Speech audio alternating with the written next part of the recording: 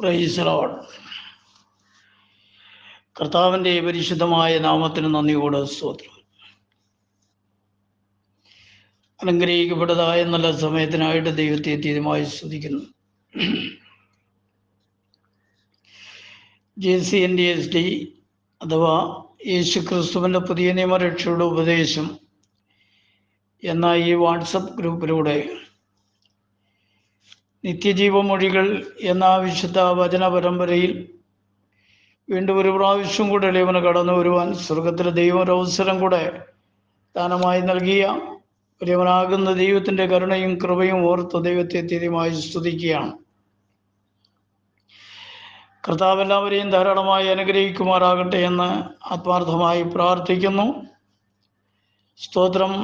കർത്താവിൻ്റെ കൃപയാൽ ഒരു പ്രാവശ്യം കൂടെ തിരുവചനവുമായിട്ട് നിങ്ങളുടെ മുൻപാകെ നിൽക്കുവാൻ സ്വർഗത്തിലെ ദൈവം ഇടയവന് ഭാഗ്യം നൽകിയതുകൊണ്ട് ദൈവത്തെ തീരുമായി സ്തുതിക്കുകയാണ്. എല്ലാവരെയും കർത്താവ് ധാരാളമായി അനുഗ്രഹിക്കുമാറാകട്ടെ എന്ന ആത്മാർത്ഥതയോട് പ്രാർത്ഥിക്കുന്നു.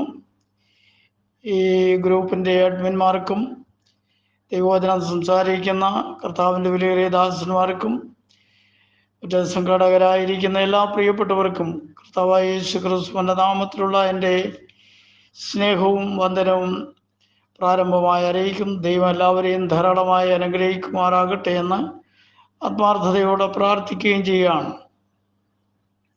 സ്തോത്രം.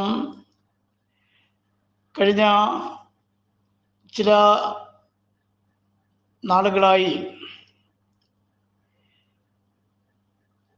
ദൈവം ആർ എന്ന വിഷയത്തെ അടിസ്ഥാനമാക്കിയാണ് തിരുവചനത്തിലൂടെ ഞാൻ നിങ്ങളുമായിട്ട് സംസാരിക്കുവാനിടയായി തീർന്നിട്ടുള്ളത്. കഴിഞ്ഞ 23 എപ്പിസോഡുകളിൽ ഈ വിഷയം തന്നെ സംസാരിക്കുവാനിടയായി തീർന്നു. വീണ്ടും അതിൻ്റെ 24ാമത്തെ ഭാഗമാണ് ഇന്ന് പകൽക്കാലം ചിന്തിക്കുവാൻ താല്പര്യപ്പെടുന്നത്. സ്തോത്രം. ദൈവമാർ എന്ന ഈ വിഷയം വളരെ ദീർഘമായി ചിന്തിക്കേണ്ടുന്ന വിഷയമാണ്. ദൈവമാരാണെന്നുള്ളതിനെ സംബന്ധിച്ച് നമുക്ക് പഠിച്ച് അതിനൊരു പൂർത്തീകരണം വരുത്തുവാനായിട്ട് സാധ്യമല്ല. കാരണം നാം സേവിക്കുന്നവനായ നമ്മുടെ ദൈവം ആത്മാവായ ദൈവമാണ്. അവൻ അദൃശ്യനായ ദൈവമാണ്. അവനെ സംബന്ധിച്ച് നാം പഠിക്കുമ്പോൾ അതിൻ്റെ ആഴവും വീതിയും നീളവും ഉയരവും ഒക്കെ അവർണ്ണനീയമാണ്. എത്ര വർണ്ണിച്ചാലും മതിവരാത്ത നിലയിലുള്ളതായ വളരെ അവർണ്ണനീയനാണ് നമ്മുടെ ദൈവം. ആ ദൈവത്തെ സംബന്ധിച്ച് വിവിധ നിലകളിലുള്ളതായ ആശയ വ്യത്യാസങ്ങൾ അനേകരിലും കൂടെ നമുക്ക് കാണുവാനായിട്ട് കഴിയുന്നുണ്ട്. പലരും പലവിധ ചിന്താഗതിക്കാരാണ്. വിവിധ നിലകളിലുള്ളതായ ഉപദേശങ്ങൾ ലോകത്തിൽ പ്രചരിച്ചുകൊണ്ടിരിക്കുന്ന ഒരു കാലഘട്ടവുമാണല്ലോ. എന്നാൽ നാം സേവിക്കുന്നവനായ നമ്മുടെ ദൈവം ആരാണ് എന്നുള്ളതിനെ സംബന്ധിച്ച് വ്യക്തമായിട്ടുള്ള ഒരു കാഴ്ചപ്പാട് ഓരോ ദൈവ പൈതലിലും ഉണ്ടായിരിക്കേണ്ടത് ആവശ്യമാണ്. അതുകൊണ്ടാണ് ഈ കാര്യത്തെക്കുറിച്ച് കൂടുതലും സ്തോത്രം സംസാരിക്കപ്പെടുവാനിടയായി തീർന്നത്. ദൈവം എല്ലാവരെയും ധാരാളമായി അനുഗ്രഹിക്കുമാറാകട്ടെ എന്ന് ആത്മാർത്ഥതയോടെ പ്രാർത്ഥിക്കുന്നു. ആത്മാവും അദൃശ്യനുമായ ദൈവം ഏകനാണ് എന്ന് ദൈവവചനം വളരെ വ്യക്തമായിട്ട് തിരുവെഴുത്തുകളിലൂടെ നമ്മെ പഠിപ്പിക്കുകയാണ്. എന്നാൽ ദൈവം ഏകനല്ല എന്ന് തെളിയിക്കുവാൻ വേണ്ടി സാത്താനും അവൻ്റെ കൂട്ടരും വളരെ ശക്തമായി ശ്രമിച്ചു കൊണ്ടിരിക്കുന്ന ഒരു കാലഘട്ടം കൂടിയാണിത്. എന്നാൽ യാതൊരു കാരണവശാലും ദൈവത്തെ ഒന്നിലധികമാക്കി പഠിപ്പിക്കുവാൻ വേദപുസ്തകത്തിൻ്റെ വ്യവസ്ഥ പ്രകാരം സാധ്യമല്ല. എങ്കിലും അനേകരും മനുഷ്യ ഹൃദയങ്ങളിൽ വിവിധങ്ങളാകുന്ന ആശയക്കുഴപ്പങ്ങൾ ഉണ്ടാക്കുവാൻ ശത്രുവാകുന്നവൻ പരിശ്രമിച്ചു കൊണ്ടിരിക്കുന്നു. ഒരു പരിധിവരെയൊക്കെ അത് വിജയിച്ചു കൊണ്ടുമിരിക്കുന്നു. എന്നാൽ നല്ലൊരു കൂട്ടം ആളുകൾ ജീവനുള്ള ദൈവത്തെ സംബന്ധിച്ച് വ്യക്തമായിട്ടുള്ള കാഴ്ചപ്പാടോടുകൂടെ ഈ കാലങ്ങളിൽ ദൈവത്തെ ആരാധിച്ചു കൊണ്ടിരിക്കുകയാണ്. നമ്മുടെ കർത്താവിൻ്റെ വരവ് നമ്മോട് ഏറ്റവും അടുത്തിരിക്കുന്നു എന്ന് നമുക്ക് മനസ്സിലാക്കുവാൻ കഴിയുന്നു. സ്തോത്രം. അതുകൊണ്ട് സാത്താന്യമായ വഞ്ചനയിൽ കുടുങ്ങി ആരും നഷ്ടപ്പെട്ടു പോകാതിരിക്കേണ്ടതിന് വളരെ ശ്രദ്ധയോടും ബുദ്ധിയോടും ദൈവത്തെ സംബന്ധിച്ചും ദൈവവചനത്തിൻ്റെ യാഥാർത്ഥ്യങ്ങളെ സംബന്ധിച്ചും മനസ്സിലാക്കിയിരിക്കേണ്ടത് ആവശ്യമാണ് എന്ന് ഇന്ന് ഈ വൈകിയ സമയത്ത് ഞാൻ നിങ്ങളെ ഓർമ്മപ്പെടുത്തുവാൻ താല്പര്യപ്പെടുകയാണ്. സ്തോത്രം. ആരും ശത്രുവിനാൽ വഞ്ചിക്കപ്പെടുവാൻ ഇടവരാതെയും ദൈവസന്നിധിയിൽ നഷ്ടപ്പെട്ടു പോകാതെയും ഇരിക്കണമെന്ന് ആഗ്രഹിച്ചുകൊണ്ടാണ് ഇത്തരത്തിലുള്ളതായ വ്യാജ ഉപദേഷ്ടാക്കന്മാർ നടത്തുന്ന വ്യാജ പ്രവർത്തനങ്ങളെ മറ്റുള്ളവരുടെ മുൻപാകെ തുറന്നു കാണിക്കുവാനും തിരുവചന സത്യം എന്ത് എന്ന് ബോധ്യപ്പെടുത്തുവാനും വേണ്ടിയാണ് JCNDST എന്ന ഈ ചാനലിലൂടെ തിരുവചനത്തിൻ്റെ യാഥാർത്ഥ്യങ്ങളെ നിങ്ങളോട് കർത്താവിൻ്റെ വിലയേറിയ ദാസന്മാർ സംസാരിച്ചു കൊണ്ടിരിക്കുന്നത്. തീർച്ചയായിട്ടും തിരുവചനത്തിലൂടെ തെളിയിക്കപ്പെടുന്ന വിഷയങ്ങൾ അങ്ങനെ തന്നെയാണോ എന്ന് പൂർണ്ണമായും അറിയേണ്ടതിന് വേദപുസ്തകം നിങ്ങൾ പരിശോധിച്ച് സത്യം ബോധ്യപ്പെടണമെന്ന് കർത്താവായ യേശു ക്രിസ്തുവിൻ്റെ നാമത്തിൽ നിങ്ങളെ ഓർമ്മപ്പെടുത്തുകയാണ്. പ്രാർത്ഥനയോടെ ഇന്ന് ഈ വൈകിയ സമയത്ത് നമുക്ക് തിരുവചനം ശ്രദ്ധിക്കാം. കർത്താവ് എല്ലാവരെയും ധാരാളമായി അനുഗ്രഹിക്കുമാറാകട്ടെ. എബ്രായ ലേഖനം 9-ാം അധ്യായത്തിൻ്റെ 22-ാമത്തെ വാക്യഭാഗം പ്രാരംഭമായി വായിക്കുവാനായിട്ട് താല്പര്യപ്പെടുകയാണ്. അതിപ്രകാരമാണ്: ന്യായപ്രമാണപ്രകാരം ഏകദേശം സകലവും രക്തത്താൽ ശുദ്ധീകരിക്കപ്പെടുന്നു. രക്തം ചൊരിഞ്ഞിട്ടല്ലാതെ വിമോചനമില്ല. ഇവിടെ കർത്താവിൻ്റെ വചനത്തിൽ നമുക്ക് കാണുവാൻ കഴിയുന്നത് ന്യായപ്രമാണപ്രകാരം ഏകദേശം സകലവും രക്തത്താലാണ് ശുദ്ധീകരിക്കപ്പെടുന്നത് എന്ന് കാണുവാൻ കഴിയുന്നു. രക്തം ചൊരിയാതെ വിമോചനം ഉണ്ടാവുകയില്ല എന്നും തിരുവചനം വളരെ വ്യക്തമായിട്ട് ഓർമ്മപ്പെടുത്തുകയാണ്. യഥാർത്ഥ കാൽവരി യാഗത്തിൻ്റെ പ്രതിരൂപമായി ഏദൻ തോട്ടത്തിൽ വെച്ച് ഒരു യാഗം ആരംഭിച്ചു എന്ന് പഠിക്കുവാൻ കഴിയുന്നു.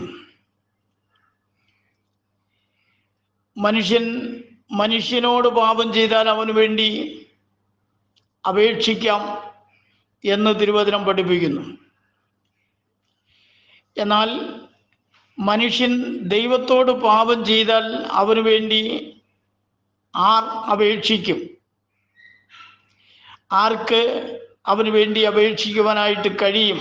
മനുഷ്യർക്ക് സാധ്യമോ എന്നതാണ് ഇവിടെ ഉദ്ദേശിക്കുന്ന സുപ്രധാനമായിട്ടുള്ള വിഷയം. മനുഷ്യൻ ദൈവത്തോട് പാപം ചെയ്തത് നിമിത്തം മനുഷ്യനെയും ദൈവത്തെയും തമ്മിൽ അകറ്റുവാനിടയായി തീർന്നു എന്ന് തിരുവചനം നമ്മെ പഠിപ്പിക്കുകയാണ്.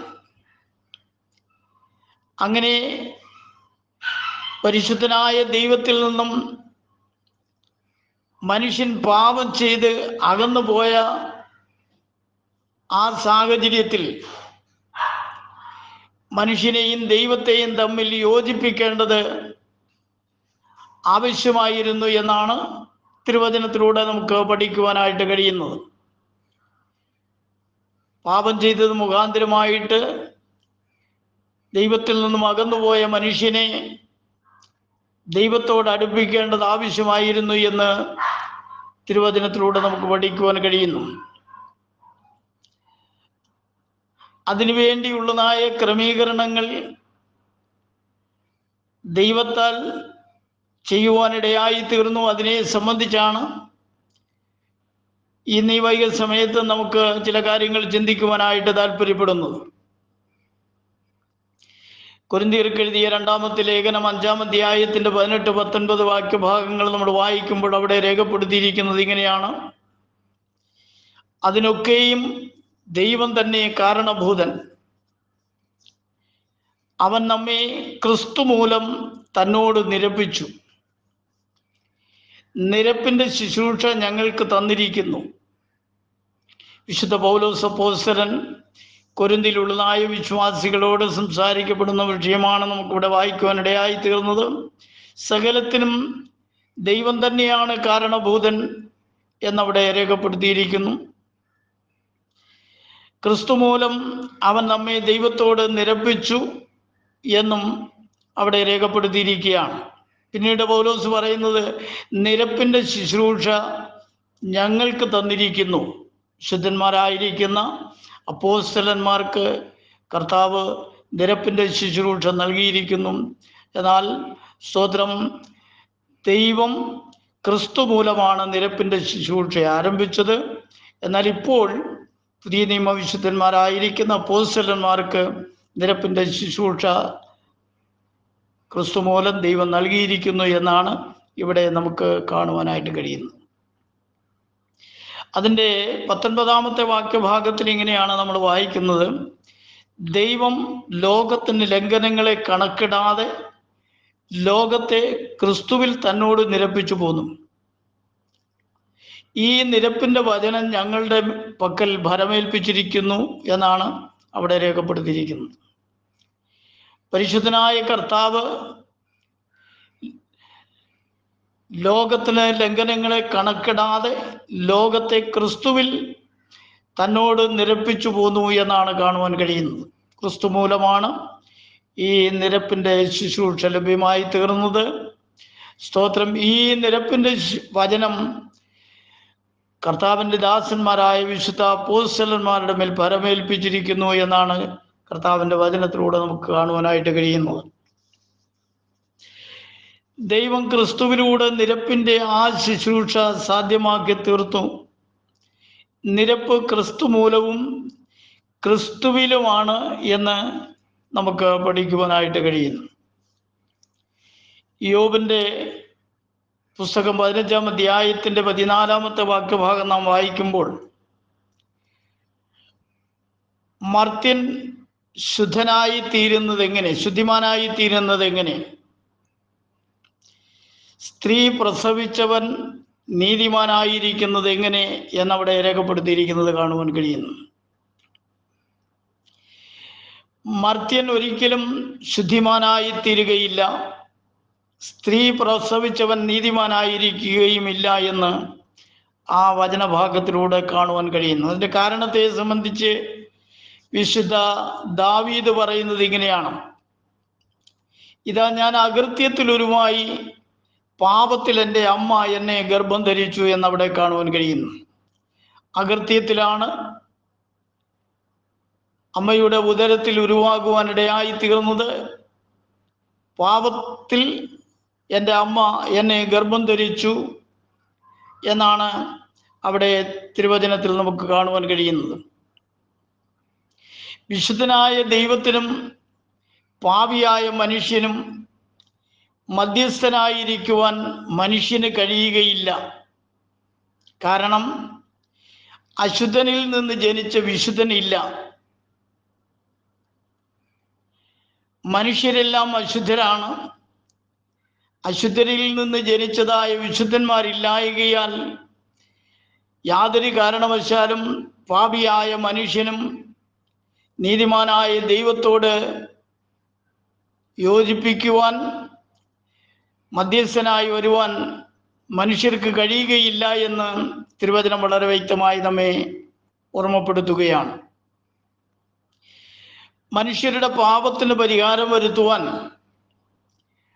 ആട്ടുകൊറ്റന്മാരുടെയും കാളകളുടെയും രക്തത്തിന് കഴിഞ്ഞില്ല എന്ന് തിരുവചനം നമ്മെ പഠിപ്പിക്കുന്നു. ആട്ടുകൊറ്റന്മാരുടെയും കാളക്കിടാങ്ങളുടെയും ഒക്കെ രക്തത്താൽ മനുഷ്യന്റെ പാപത്തെ നീക്കുവാനായിട്ട് പല വിധത്തിലുള്ള ന്യായപരിഹാര ക്രിയകൾ ചെയ്യുവാനിടയായി തീർന്നിട്ടുണ്ട്.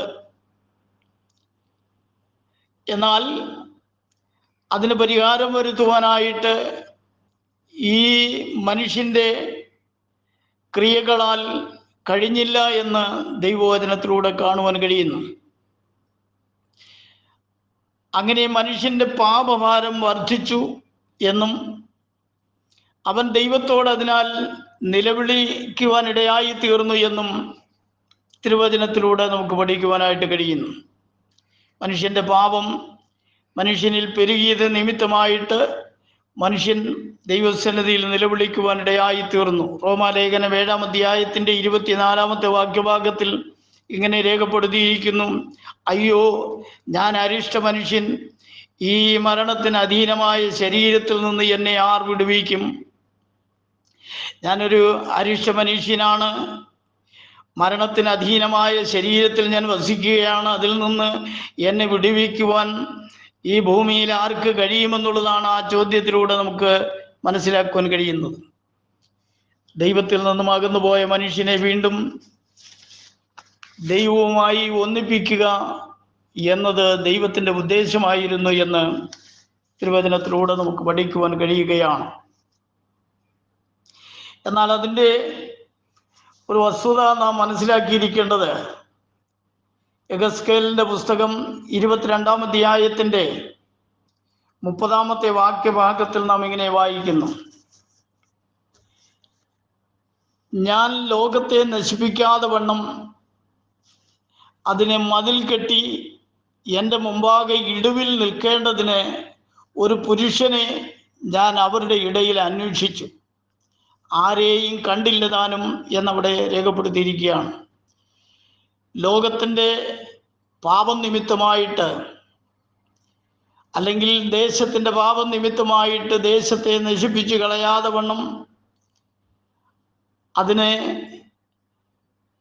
ഒരു മതിൽ കെട്ടി ദൈവം മുൻപാകെ ഇടിവിൽ നിൽക്കുവാൻ നീതിമാനായ ഒരു മനുഷ്യനെ അന്വേഷിച്ചു. അവരുടെ ഇടയിൽ നിന്നും ആരെയും കണ്ടെത്തിയില്ല എന്ന് ആ ഭാഗത്ത് പ്രവാചകൻ പറയുന്നതായിട്ട് നമുക്ക് കാണുവാൻ കഴിയുകയാണ്. സ്തോത്രം. യോബിന്റെ പുസ്തകം 9-ാം അധ്യായത്തിന്റെ 2-ാമത്തെ വാക്യഭാഗത്തിൽ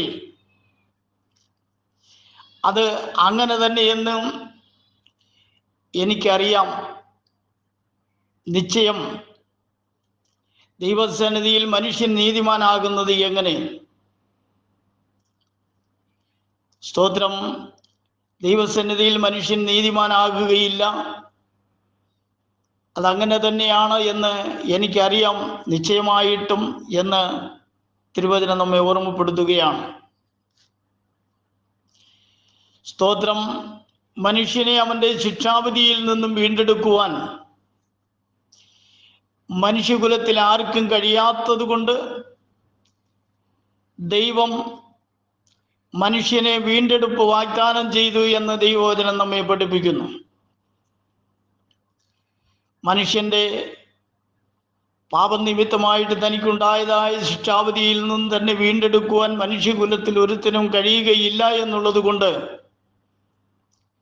ദൈവം മനുഷ്യന് വീണ്ടെടുപ്പ് വാഗ്ദാനം ചെയ്തു എന്നാണ് തിരുവചനത്തിലൂടെ നമുക്ക് പഠിക്കുവാൻ കഴിയുന്നത്. ഉൽപ്പത്തി പുസ്തകം 3-ാം അധ്യായത്തിന്റെ 13-ാമത്തെ വാക്യഭാഗം നാം വായിക്കുമ്പോൾ അവിടെ ദൈവം പറയുന്നത് ഇങ്ങനെയാണ്: ഞാൻ നിനക്കും സ്ത്രീക്കും നിന്റെ സന്തതിക്കും അവളുടെ സന്തതിക്കും തമ്മിൽ ശത്രുത്വം ഉണ്ടാക്കും. സ്തോത്രം. അവൻ നിന്റെ തല തകർക്കും, നീ അവൻ്റെ കുതികാൽ തകർക്കും. സ്തോത്രം. ഇത് ശത്രുവാകുന്ന പിശാചിനോട് യഹോവയായ ദൈവം സംസാരിക്കുന്നതാണ്. ശത്രു ഉപായ രൂപേണ തോട്ടത്തിൽ പ്രവേശിച്ച് സ്ത്രീയെ പ്രലോഭിപ്പിച്ച്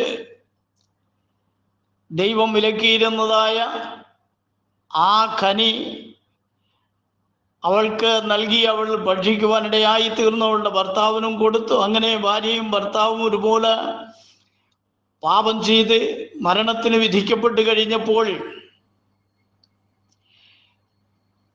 സാത്താൻ ചെയ്തതായ ദ്രോഹത്തെ സംബന്ധിച്ച് അവനോട് പറയുകയാണ്, ഞാൻ നിനക്കും സ്ത്രീക്കും നിന്റെ സന്തതിക്കും അവളുടെ സന്തതിക്കും തമ്മിൽ ശത്രുത്വം ഉണ്ടാക്കും. അവൻ നിന്റെ തല തകർക്കും, നീ അവൻ്റെ കുതികാൽ തകർക്കും. അവൻ നിന്റെ തല തകർക്കുമെന്ന് പറയുമ്പോൾ ശത്രുവിൻ്റെ സകല ലക്ഷ്യങ്ങളെയും ദൈവം മുഖാന്തിരമായിട്ട് മനുഷ്യൻ തകർത്ത് കളയുവാനിടയായി തീർന്നു. എന്നാൽ നീ അവൻ്റെ കുതികാൽ തകർക്കുമെന്ന് പറഞ്ഞാൽ നീ അവൻ്റെ ഗമനത്തെ തടസ്സപ്പെടുത്തും, അവൻ്റെ യാത്രയെ അല്ലെങ്കിൽ അവൻ്റെ പ്രവർത്തനങ്ങളെ തടസ്സപ്പെടുത്തുവാനിടയായിത്തീരുമെന്നാണ് കർത്താവ് പറയുവാനിടയായി തീർന്നത്. സ്തോത്രം. കൊരിന്ത്യർക്ക് എഴുതിയ 2-ാമത്തെ ലേഖനം 5-ാം അധ്യായത്തിൻ്റെ 20-21 വാക്യഭാഗങ്ങൾ വായിക്കുമ്പോൾ അവിടെ കാണുവാൻ കഴിയുന്നത്, ആകയാൽ ഞങ്ങൾ ക്രിസ്തുവിന് വേണ്ടി സ്ഥാനാപതികളായി ദൈവത്തോട് നിരന്നുകൊള്ളുവിൻ എന്ന് ക്രിസ്തുവിന് പകരമായി അപേക്ഷിക്കുന്നു. അത് ദൈവം ഞങ്ങൾ മുഖാന്തരം പ്രബോധിപ്പിക്കുന്നത് പോലെ തന്നെ ആകുന്നു എന്നെഴുതിയിരിക്കുന്നു. ആകയാൽ ഞങ്ങൾ ക്രിസ്തുവിന് വേണ്ടി സ്ഥാനാപതികളായി ദൈവത്തോട് നിരന്നുകൊള്ളുവിൻ എന്ന് ക്രിസ്തുവിന് പകരമായി അപേക്ഷിക്കുന്നു എന്നവിടെ കാണുവാൻ കഴിയുന്നു. ഒരു കാര്യം, വളരെ നമ്മൾ ശ്രദ്ധിക്കേണ്ടുന്ന ഒരു കാര്യം, ഇവിടെ കർത്താവിൻ്റെ ദാസൻ ഓർമ്മപ്പെടുത്തുന്നത്, കർത്താവിൻ്റെ ദാസന്മാർ ക്രിസ്തുവിന് വേണ്ടി സ്ഥാനാപതികളായി സംസാരിക്കുന്നതായിട്ടാണ്. കർത്താവ് ഈ ഭൂമിയിൽ നിന്ന് പ്രവർത്തിച്ച അല്ലെങ്കിൽ സംസാരിച്ചതായ ആ സ്ഥാനത്ത് കർത്താവിൻ്റെ സ്ഥാനാപതികളായിട്ടാണ് കർത്താവിൻ്റെ ദാസന്മാർ പ്രവർത്തിക്കുന്നത് എന്ന് വളരെ വ്യക്തമായിട്ടും അവിടെ രേഖപ്പെടുത്തിയിരിക്കുകയാണ്. ഇത് ഞാൻ ഓർമ്മപ്പെടുത്തുന്നത് വളരെ വ്യക്തമായിട്ട് നാം മനസ്സിലാക്കിയിരിക്കേണ്ടത്, ഒരിക്കലും ദൈവം നമ്മുടെ സ്ഥാനാപതിയാവുകയില്ല. നാം ദൈവത്തിൻ്റെ സ്ഥാനാപതികളാകുന്നു എന്നാണ് കർത്താവിൻ്റെ ദാസൻ ഓർമ്മപ്പെടുത്തിയിരിക്കുന്നത്. ചിലരൊക്കെ നമ്മുടെ സ്ഥാനാപതിയാണ് കർത്താവ് എന്ന് പറയുന്നത് കേൾക്കുവാൻ കഴിയുന്നു. അതൊരിക്കലും ന്യായമല്ല, ഉചിതമല്ല എന്നുള്ളത് മനസ്സിലാക്കുവാൻ വേണ്ടി പറഞ്ഞു എന്നുള്ളത് മാത്രമേ ഉള്ളൂ. സ്തോത്രം. അതുകൊണ്ട് കർത്താവിൻ്റെ സ്ഥാനാപതികളാണ് കർത്താവിൻ്റെ ദാസന്മാർ. ദൈവത്തോട് നിരന്നുകൊള്ളുവീൻ എന്ന് ക്രിസ്തുവിന് പകരമായി അപേക്ഷിക്കുന്നു എന്ന് കർത്താവിൻ്റെ ദാസൻ ഓർമ്മപ്പെടുത്തുകയാണ്. അത് ദൈവം ഞങ്ങൾ മുഖാന്തരം പ്രബോധിപ്പിക്കുന്നത് പോലെ തന്നെയാകുന്നു എന്നും അവിടെ കാണുവാൻ കഴിയുന്നു. കർത്താവായ യേശു ക്രിസ്തു കർത്താവിൻ്റെ ദാസന്മാർ മുഖാന്തരം പ്രബോധിപ്പിക്കുന്നത് പോലെ ആകുന്നു എന്ന് ദൈവവചനം നമ്മെ പഠിപ്പിക്കുന്നു. അതിൻ്റെ അടുത്ത വാക്യഭാഗത്തിൽ കാണുന്നത്, പാപം അറിയാത്തവനെ നാം അവനിൽ ദൈവത്തിൻ്റെ നീതിയാകേണ്ടതിന് അവൻ നമുക്ക് വേണ്ടി പാപമാക്കി എന്നവിടെ കാണുവാൻ കഴിയുന്നു. പരിശുദ്ധനായ കർത്താവ് പാപം അറിയാത്തവനാണ്. ആ നീതിമാനായ ദൈവം നാം ഓരോരുത്തരും അവനിൽ ദൈവത്തിൻ്റെ നീതിയാകേണ്ടതിന് യേശുക്രിസ്തു മുഖാന്തരമായി നമുക്ക് വേണ്ടി പാപമാക്കി തീർത്തു എന്ന് നമുക്ക് കാണുവാൻ കഴിയുന്നു. യേശുക്രിസ്തു പരിശുദ്ധനാണ്, പാപമില്ലാത്തവനാണ്, പാപമറിയാത്തവനാണ്, നീതിമാനാണ്. എന്നാൽ ആ നീതിമാനായ ദൈവത്തിൻ്റെ നീതിയാകേണ്ടതിന്, നാം ഓരോരുത്തരും അവനിൽ നീതിയാകേണ്ടതിന് അവൻ നമുക്ക് വേണ്ടി തന്നെ പാപമാക്കി തീർത്തു എന്നാണ് നമുക്ക് കാണുവാൻ കഴിയുന്നത്. തിരുവചനത്തിൽ ഇങ്ങനെ നമ്മൾ വായിക്കുന്നു, സഹോദരൻ ശവക്കുഴി കാണാതെ എന്നേക്കും ജീവിച്ചിരിക്കേണ്ടതിന് അവനെ വീണ്ടെടുക്കുവാനോ ദൈവത്തിന് വീണ്ടെടുപ്പ് വില കൊടുക്കുവാനോ ആർക്കും കഴിയുകയില്ല. അവരുടെ പ്രാണന്റെ വീണ്ടെടുപ്പ് വിലയേറിയത് എന്നാണ് അവിടെ രേഖപ്പെടുത്തി കാണുവാൻ കഴിയുന്നത്. സഹോദരനെ ശവക്കുഴി കാണാതെ എന്നേക്കും ജീവിച്ചിരിക്കേണ്ടതിന് അവനെ വീണ്ടെടുക്കുവാനോ അവന് വേണ്ടി ദൈവത്തിന് വീണ്ടെടുപ്പ് വില കൊടുക്കുവാനോ മനുഷ്യർക്ക് ആർക്കും കഴിയുകയില്ല. കാരണം അവൻ്റെ ആത്മാവിൻ്റെ വീണ്ടെടുപ്പ് വിലയേറിയതാകുന്നു. തത്തുല്യമായ വില കൊടുത്ത് അവൻ്റെ പ്രാണനെ വീണ്ടെടുക്കുവാൻ മനുഷ്യർക്ക് കഴിയുകയില്ല എന്നാണ് അവിടെ രേഖപ്പെടുത്തിയിരിക്കുന്നത്. പ്രിയമുള്ള ദൈവമക്കളെ, പലരും പല വിധത്തിലുള്ള തെറ്റായ ധാരണകൾ പ്രചരിപ്പിക്കുകയും പഠിപ്പിക്കുകയും ചെയ്യുന്നത് കൊണ്ട് ഇതിൻ്റെ വസ്തുത നാം തിരിച്ചറിയണമെന്ന് ആഗ്രഹിച്ചുകൊണ്ട് ഈ കാര്യങ്ങൾ ഓർമ്മപ്പെടുത്തുകയാണ്. ദൈവം എവരെയും ശക്തമായി അനുഗ്രഹിക്കുമാറാകട്ടെ. യെശയ്യാവിൻ്റെ പുസ്തകം 43-ാം അധ്യായത്തിൻ്റെ 10-11 വാക്യഭാഗങ്ങൾ നമുക്കെല്ലാവർക്കും പരിചയമുള്ള വാക്യങ്ങളാണ്. എങ്കിലും ചില വാക്യങ്ങൾ കൂടെ നമ്മൾ ചിന്തിക്കേണ്ടത് ആവശ്യമാണ്. നിങ്ങൾ എന്നെ അറിഞ്ഞ് വിശ്വസിക്കുകയും ഞാനാകുന്നു എന്ന് ഗ്രഹിക്കുകയും ചെയ്യേണ്ടതിന് നിങ്ങൾ എൻ്റെ സാക്ഷികളാകുന്നു. സ്തോത്രം. നിങ്ങൾ എൻ്റെ സാക്ഷികളും ഞാൻ തിരഞ്ഞെടുത്തിരിക്കുന്ന എൻ്റെ ദാസനുമാകുന്നു എന്ന് യഹോവയുടെ അരുളപ്പാട്. നിങ്ങൾ എന്നെ വിശ്വസിക്കുക എന്ന് പറയുമ്പോൾ അറിയാതെ വിശ്വസിക്കുന്നത് കൊണ്ട് പ്രയോജനമില്ല. നിങ്ങൾ എന്നെ ആരെന്നറിഞ്ഞ് വിശ്വസിക്കണം. വിശ്വസിക്കുമ്പോൾ അത് ഞാൻ തന്നെയാകുന്നു എന്ന് നിങ്ങൾ ഗ്രഹിക്കുകയും ചെയ്യണം. നിങ്ങൾ എൻ്റെ സാക്ഷികളാണ്, ഞാൻ തിരഞ്ഞെടുത്തിരിക്കുന്ന എൻ്റെ ദാസനുമാകുന്നു എന്ന് യഹോവയുടെ അരുളപ്പാട്. സ്തോത്രം. അരുമനാഥനായ കർത്താവ് തൻ്റെ ജനത്തെ മിസ്രയീമിലെ അടിമത്വത്തിൽ നിന്നും വിളിക്കുമ്പോൾ, അവരെ തെരഞ്ഞെടുക്കുമ്പോൾ അവരുടെ മുൻപാകെ അരുമനാഥനായ കർത്താവ് ചെയ്തതായ പ്രവൃത്തികൾ, സ്തോത്രം, താൻ ദൈവമാണെന്ന് വ്യക്തമാക്കിക്കൊണ്ടുള്ളതായ ആ അദ്ഭുത പ്രവർത്തനങ്ങളും ഒക്കെ രുചിച്ചറിഞ്ഞവരാണ് തൻ്റെ ദാസന്മാർ, തൻ്റെ ജനം. അവരോട് കർത്താവ് പറയാണ്, നിങ്ങൾ എന്നെ അറിഞ്ഞ് വിശ്വസിക്കണം. ഞാൻ തന്നെയാണ് യഥാർത്ഥമായ ദൈവം എന്നുള്ളത് നിങ്ങൾ മനസ്സിലാക്കണം. എനിക്ക് മുമ്പേ ഒരു ദൈവവും ഉണ്ടായിട്ടില്ല, എൻ്റെ ശേഷം ഉണ്ടാവുകയുമില്ല. ഇവിടെ കർത്താവിൻ്റെ വചനത്തിൽ പ്രവാചകൻ പറയുന്നത്, എനിക്ക് മുമ്പേ ഒരു ദൈവവും ഉണ്ടായിട്ടില്ല, എൻ്റെ ശേഷം ഉണ്ടാവുകയുമില്ല. ഞാൻ തന്നെ യഹോവ, ഞാനല്ലാതെ ഒരു രക്ഷിതാവുമില്ല. മനുഷ്യനെ പാപം നിമിത്തമായിട്ട് ദൈവത്തിൽ നിന്നും അകന്നു പോയപ്പോൾ ദൈവത്തോട് മനുഷ്യനെ അടുപ്പിക്കുവാൻ, അവന് രക്ഷ നൽകുവാൻ, അവനെ വീണ്ടെടുക്കുവാൻ മനുഷ്യർക്കാർക്കും കഴിയുകയില്ലായിരുന്നത് കൊണ്ട് സ്വർഗത്തിലെ ദൈവം തന്നെ അവരുടെ വീണ്ടെടുപ്പുകാരനായി ലോകത്തിലേക്ക് വന്നു എന്നാണ് ദൈവവചനത്തിലൂടെ നമുക്ക് കാണുവാൻ കഴിയുന്നത്. ഞാൻ തന്നെയാണ് യഹോവ, ഞാനല്ലാതെ ഒരു രക്ഷിതാവുമില്ല എന്ന് രേഖപ്പെടുത്തിയിരിക്കുന്നത് നമുക്ക് കാണുവാൻ കഴിയുന്നു. സർവശക്തനായ ദൈവം വളരെ ശക്തമായി പറയുന്നു, ഞാൻ തന്നെയാണ് ദൈവം, ഞാനല്ലാതെ വേറൊരു ദൈവമില്ല, എനിക്ക് മുമ്പേ ഒരുവനില്ല, എനിക്ക് ശേഷം ഒരുവൻ ദൈവമായിട്ട് പ്രത്യക്ഷപ്പെടുകയും ഇല്ല എന്ന് കർത്താവ് പറയുമ്പോൾ, വെറും കൃമികളായിരിക്കുന്ന മനുഷ്യർ അതിന് വിരോധമായി, ദൈവത്തിൻ്റെ വചനത്തിനും ദൈവത്തിൻ്റെ ആലോചനകൾക്കും വിരുദ്ധമായി,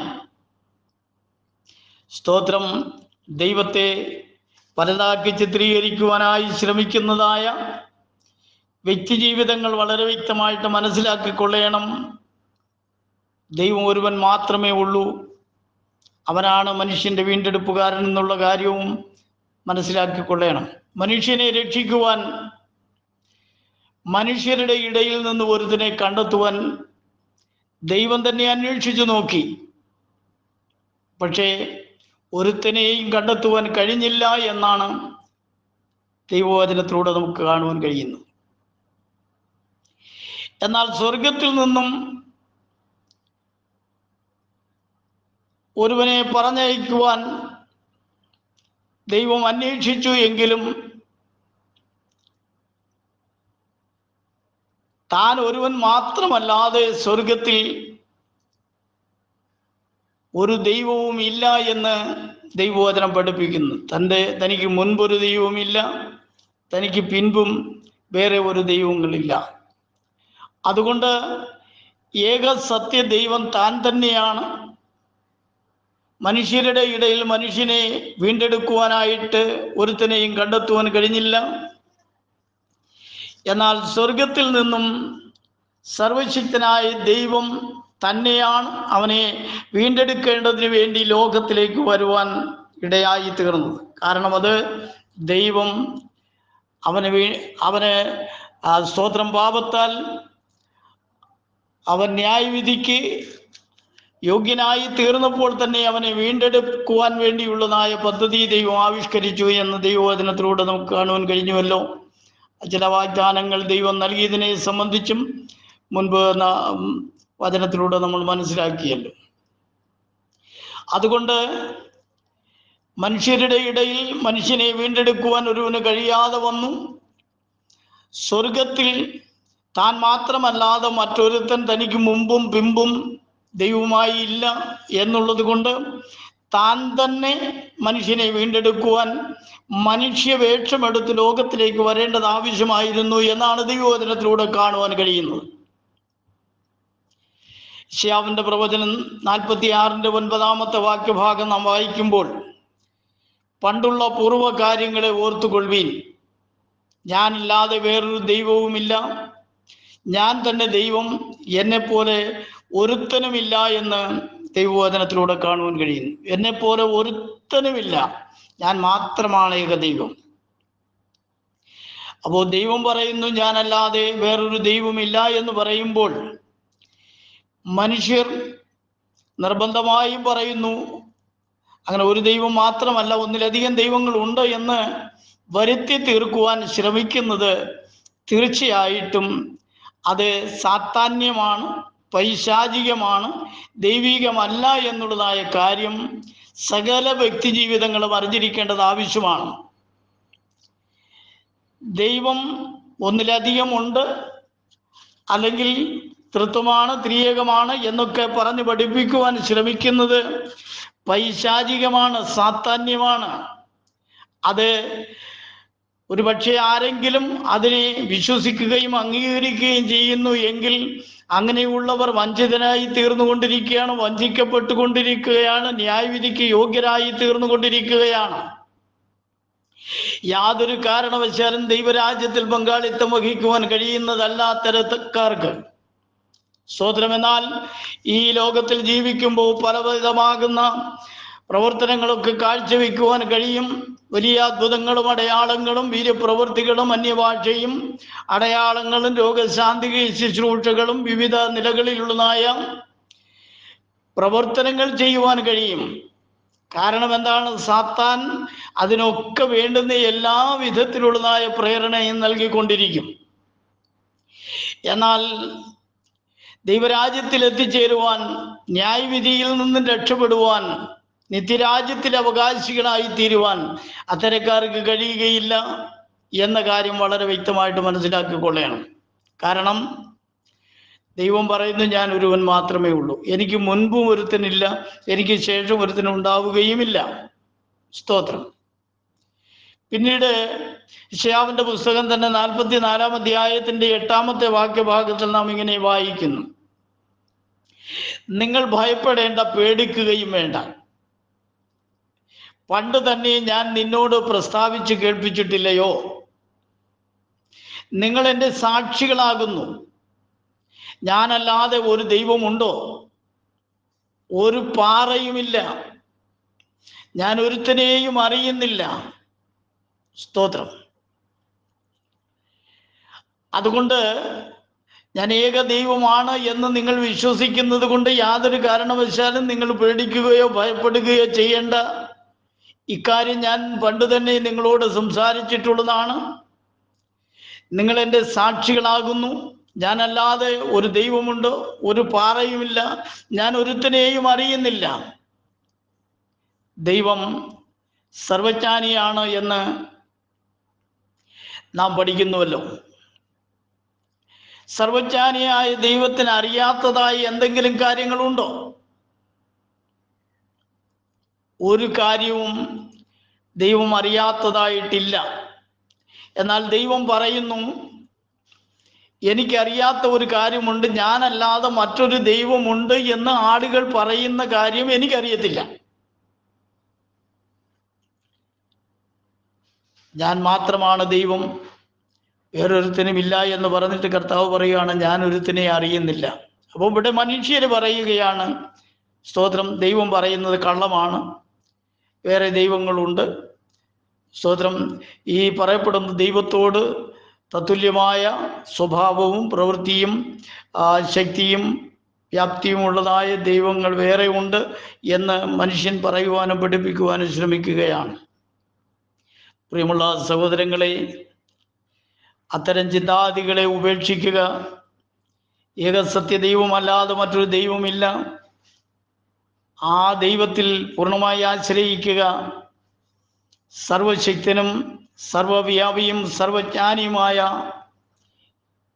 ഏക സത്യ ദൈവം വളരെ ശക്തമായി നമ്മോട് സംസാരിക്കുന്നത്, നിങ്ങൾ അറിഞ്ഞ് എന്നെ വിശ്വസിക്കുക. എന്നെ നിങ്ങൾ അറിയണം, അറിഞ്ഞിട്ട് നിങ്ങൾ വിശ്വസിക്കണം. എനിക്ക് മുൻപ് ഒരു ദൈവം ഉണ്ടായിട്ടില്ല, എൻ്റെ ശേഷം വേറൊരു ദൈവം ഉണ്ടാവുകയുമില്ല. ഞാൻ തന്നെ ദൈവം, ഞാനല്ലാതെ ഒരു പാറയുമില്ല, ഞാൻ ഒരുത്തനെയും അറിയുന്നില്ല എന്ന് വളരെ വ്യക്തമായിട്ടും നമ്മുടെ കർത്താവ് നമ്മോട് സംസാരിക്കുകയാണ്. പ്രിയമുള്ള സഹോദരങ്ങളെ, പ്രിയ ദൈവമക്കളെ, സാത്താന്യമായ കുതന്ത്രത്തിൽ കുരുങ്ങി നഷ്ടപ്പെട്ടു പോകാതെ, നശിച്ചു പോകാതെ, ന്യായവിധിയിൽ അകപ്പെടുവാൻ ഇടവരാതെ നിത്യജീവൻ അവകാശികളായി തീരുവാൻ ഇടയായി തീരേണ്ടതിന്, സ്തോത്രം, വ്യാജമായ ഉപദേശങ്ങളെയും ശത്രുവിൻ്റെ പ്രലോഭനങ്ങളെയും വിട്ട് ജീവനുള്ള ദൈവത്തിൻ്റെ സത്യവചനത്തിൽ യഥാർത്ഥമായി വിശ്വസിച്ച് പ്രത്യാശ വെച്ചുകൊണ്ട് അവൻ്റെ സന്നിധിയിൽ അവൻ്റെ നാമത്തിനു വേണ്ടി നിലകൊള്ളുക. മറ്റൊരുത്തനിലും രക്ഷയില്ല. നാം രക്ഷിക്കപ്പെടുവാൻ ആകാശത്തിൻ്റെ കീഴിൽ മനുഷ്യരുടെ ഇടയിൽ നൽകപ്പെട്ട വേറെ ഒരു നാമവുമില്ല. മനുഷ്യന് രക്ഷപ്പെടുവാൻ സ്വർഗത്തിലെ ദൈവം നൽകിയിരിക്കുന്ന ഒരേ ഒരു നാമം, അത് കർത്താവായ യേശുക്രിസ്തുവിൻ്റെ നാമമാണ്. യേശുക്രിസ്തുവാണ് ഏക രക്ഷകൻ, അഥവാ ഏക വീണ്ടെടുപ്പുകാരൻ. സ്തോത്രം. യഹോവയായ ദൈവം അവൻ തന്നെയാണ് ഏകരക്ഷകൻ, ഏക വീണ്ടെടുപ്പുകാരൻ എന്ന് കാണുവാൻ കഴിയുന്നു. അവൻ ജഡത്തിൽ വെളിപ്പെട്ടു വന്നവനാണ് കർത്താവായ യേശു ക്രിസ്തു. യഹോവയായ ദൈവം തൻ്റെ മക്കൾ ജഡരക്തങ്ങളോട് കൂടിയവരാകൊണ്ട് അവരെ വീണ്ടെടുക്കേണ്ടതിന് വേണ്ടി താനും തൻ്റെ മക്കളോട് കൂടെ ജഡരക്തങ്ങളോട് കൂടിയവനായി മരണത്തിൻ്റെ അധികാരിയായ പിശാചിനെ തൻ്റെ മരണത്താൽ നീക്കി ജീവപര്യന്തം മരണഭീതിയാൽ അടിമകളായിരുന്ന തൻ്റെ മക്കളെ വീണ്ടെടുക്കേണ്ടതിന് വേണ്ടി സർവശക്തനായ ദൈവമായ കർത്താവ് വീണ്ടെടുപ്പുകാരനായി ലോകത്തിലേക്ക് വരികയായിരുന്നു, അഥവാ ജഡത്തിൽ വെളിപ്പെട്ട് വരികയായിരുന്നു. അവനാണ് കർത്താവായ യേശു ക്രിസ്തു. അവനല്ലാതെ വേറൊരു ദൈവം ഇല്ല എന്ന് ദൈവത്തിൻ്റെ വചനം വളരെ വ്യക്തമായിട്ട് നമ്മെ പഠിപ്പിക്കുകയാണ്. സ്തോത്രം. കർത്താവ് ഒരുവാൻ അടുത്തിരിക്കുന്നു എന്നറിഞ്ഞുകൊണ്ട് സത്യം തിരിച്ചറിഞ്ഞ് സത്യത്തിന് വേണ്ടി നിലകൊള്ളുക. നമ്മുടെ കർത്താവ് ഏവരെയും ധാരാളമായി അനുഗ്രഹിക്കുമാറാകട്ടെ എന്ന് ആത്മാർത്ഥമായി പ്രാർത്ഥിക്കുകയാണ്.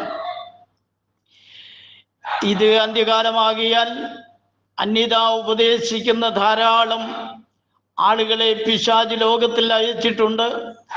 അങ്ങനെ ദൈവവചനത്തിൻ്റെ സത്യത്തിന് വിരുദ്ധമായിട്ട് ലക്ഷക്കണക്കിന് ആളുകൾ ലോകവ്യാപകമായി സഞ്ചരിച്ച് തിരുവചനത്തിൻ്റെ വസ്തുതകൾക്ക് വിരുദ്ധമായി പ്രസംഗിച്ചു കൊണ്ടിരിക്കുകയാണ്. അനേകരും അത്തരക്കാരുടെ വഞ്ചനകളിൽ കുടുങ്ങിപ്പോവുകയാണ്. അത്ഭുതങ്ങളും അടയാളങ്ങളും അന്യഭാഷകളും ഒക്കെ അവരുടെ ഇടയിലുണ്ട്. ഇതൊക്കെ കേൾക്കുമ്പോൾ ദൈവികമാണെന്ന് ചിന്തിച്ചുകൊണ്ട് അതിൻ്റെ പിന്നാലെ കടന്നു പോകുന്നു. ധാരാളം ആളുകൾ അവരുടെ കൂട്ടങ്ങളിലുണ്ട്. സ്തോത്രം. ഇങ്ങനെയൊക്കെ ഉള്ളതായ അവസ്ഥ കാണുമ്പോൾ മനുഷ്യർ അങ്ങനെയുള്ള ആളുകളുടെ അടുക്കലേക്ക് കടന്നു പോകുവാനാണ് താല്പര്യപ്പെടുന്നവരൊക്കെ. സമൂഹത്തിൽ വിലയുള്ളവരും അറിയുന്നവരും കാണുവാൻ കൊള്ളാകുന്നവരും നല്ല നിറമുള്ളവരും വിദ്യാഭ്യാസമുള്ളവരും കുലമഹിമയുള്ളവരും സാമ്പത്തികമുള്ളവരും ഒക്കെയാണ്. ഇതൊക്കെ കാണുമ്പോൾ ആളുകൾ അവിടേക്കാണ് ഒഴുകിയെത്തുവാനിടയായിത്തീരുന്നത്. പക്ഷെ ഇത് കർത്താവ് ഭൂമിയിലായിരിക്കുമ്പോൾ പറഞ്ഞത് നാശത്തിൻ്റെ വഴിയാണ്. നാശത്തിൻ്റെ വഴിയിലേക്ക് കടന്നു പോകുന്നവർ ധാരാളമാണ്. യഥാർത്ഥമായ സത്യമാർഗത്തിൽ കടന്നു പോകുന്നവർ വളരെ ചുരുക്കമാണ്. സ്തോത്രം. ആ വഴി വളരെ ഇടുക്കവും ഞെരുക്കവുമുള്ളതാണ് എന്നും കർത്താവ് പറയുവാനിടയായി തീർന്നു. നാശത്തിൻ്റെ വഴി വളരെ വിശാലവും വിസ്തൃതവുമാണ്. അതിലൂടെ കടന്നു പോകുന്നവർ ധാരാളമാണ്.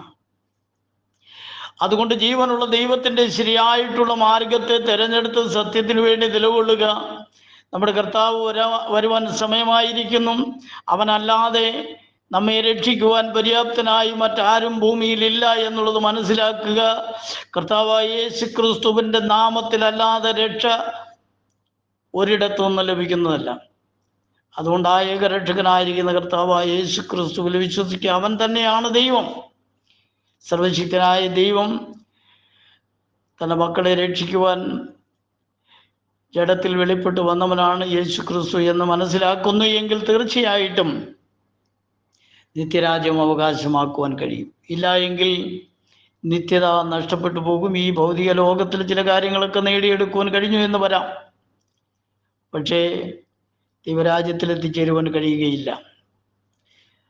നിത്യത നഷ്ടപ്പെട്ടു പോകാതിരിക്കേണ്ടതിന് വേണ്ടി മനഃപൂർവ്വമായും കർത്താവായ യേശു ക്രിസ്തുവിൻ്റെ നാമത്തിലുള്ളതായ വിശ്വാസത്തിൽ ഉറച്ചു നിൽക്കുക. കർത്താവ് എല്ലാവരെയും ധാരാളമായി അനുഗ്രഹിക്കുമാറാകട്ടെ. ഇന്ന് ഈ വൈകിയ സമയത്തെ എളിയവനും അല്പസമയം തിരുവചനവുമായിട്ട് തിരുമുമ്പിൽ നിൽക്കുവാൻ ഭാഗ്യം ലഭിച്ചതുകൊണ്ട് ദൈവത്തെ അധികമായി സ്തുതിക്കുന്നു. സ്തോത്രം. ദൈവവചനം സംസാരിക്കുവാൻ ഇളയവൻ അവസരം ഒരുക്കി തന്ന ഈ ഗ്രൂപ്പിൻ്റെ അഡ്മിന്മാർക്ക് കർത്താവിൻ്റെ നാമത്തിലുള്ള എൻ്റെ സ്നേഹവും നന്ദി അറിയിക്കുന്നു. സ്തോത്രം. ദൈവവചനം ശ്രദ്ധിക്കുന്ന എല്ലാവരെയും ദൈവം ധാരാളമായി അനുഗ്രഹിക്കുമാറാകട്ടെ എന്ന് ആത്മാർത്ഥതയോടെ പ്രാർത്ഥിക്കുന്നു. സ്തോത്രം. ഇന്ന് രാത്രിയിൽ ഇത്രത്തോളം സമയം ദൈവവചനം സംസാരിക്കുവാൻ ഭാഗ്യം ലഭിച്ചതുകൊണ്ട് സ്തോത്രം ചെയ്യുന്നു. നമുക്ക് അല്പസമയം പ്രാർത്ഥിക്കാം. ദൈവം എല്ലാവരെയും ധാരാളമായി അനുഗ്രഹിക്കുമാറാകട്ടെ. നമ്മുടെ കണ്ണുകളെ അടയ്ക്കാൻ പ്രാർത്ഥിക്കാം. പരിശുദ്ധനായ ഞങ്ങളുടെ ദൈവമേ, സ്വർഗ്ഗ കർത്താവേ, അനുഗ്രഹിക്കപ്പെട്ടതായ നല്ല സമയത്തിനായിട്ട് നിന്നെ സ്തുതിക്കുന്നു. കർത്താവേ, വൈകിയ സമയത്ത് അല്പസമയം തിരുവചനവുമായിട്ട് തിരുമുമ്പിൽ നിൽക്കുവാൻ സ്വർഗം സഹായിച്ചുകൊണ്ട് സ്തോത്രം. എളിവന് വേണ്ടി ഈ അവസരം ഒരുക്കി തന്ന ഇതിൻ്റെ സംഘാടകരായിരിക്കുന്ന അഡ്മിന്മാർക്കും മറ്റു പ്രിയപ്പെട്ടവർക്കും ഒക്കെ കർത്താവിൻ്റെ നാമത്തിൽ നന്ദി അറിയിക്കുന്നു. കർത്താവ് ഈ സകലരെയും നീ അനുഗ്രഹിച്ച് ബലപ്പെടുത്തിയാട്ട് എല്ലാം നിന്റെ നാമത്തിൻ്റെ മഹത്വത്തിനും പുകഴ്ചയ്ക്കുമായി തീരേണ്ടതിന് സഹായിക്കണം. അന്ത്യകാലമാണ്. അനേക ആയിരങ്ങൾ നിന്റെ നാമത്തെ യഥാർത്ഥമായി അറിയേണ്ടതിന് വേണ്ടി നീ അവരെ ഒരുക്കുമാറാകണമെന്ന് പ്രാർത്ഥിക്കുന്നു. ദൈവമാരെന്നറിയാതെ പലരും ലോകത്തിൻ്റെ വഴികളിൽ അകപ്പെട്ടിരിക്കുകയാണ്. കർത്താവെ, നാശത്തിൽ നശിച്ചു പോകാതിരിക്കേണ്ടതിന് വേണ്ടി അവരെ നീ വിളിച്ചു വേർതിരിക്കണം. നിന്റെ നാമം മഹത്വമെടുക്കണം. പ്രാർത്ഥന കേട്ടതുകൊണ്ട് സ്തോത്രം. സകലമാനവും മഹത്വവും കേട്ട് നിന്റെ വരവിനായിട്ട് ഒരുക്കണം. യേശു ക്രിസ്തുവിൻ്റെ തന്നെയുള്ള നാമത്തിൽ തന്നെ ആമേൻ.